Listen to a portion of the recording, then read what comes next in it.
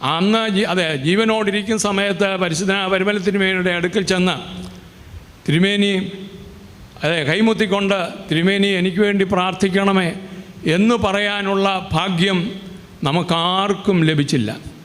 എന്നാൽ അദ്ദേഹം ഈ ലോകത്തിൽ നിന്ന് കടന്നു പോയെങ്കിലും അദ്ദേഹത്തിൻ്റെ ആത്മാവ് ഇന്നും വളരെ ശോഭിക്കുന്നുണ്ടെന്നുള്ളതാണ് നമ്മുടെ വലിയൊരു വിശ്വാസം, സഭ നമ്മളെ പഠിപ്പിക്കുന്ന വിശ്വാസവും.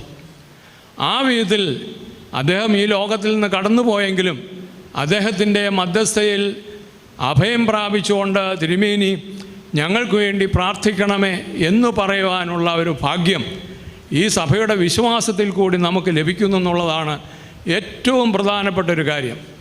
അത് അപ്പോസ്തലന്മാരാണെങ്കിലും കൊള്ളാം, മറ്റ് പരിശുദ്ധന്മാരാണെങ്കിലും, കന്യാമറിയാമിനെ സംബന്ധിച്ചോളൂ, എല്ലാം തന്നെ ആ വിധത്തിലാണ് സഭ നമ്മളെ പഠിപ്പിക്കുന്നത്. അവരെ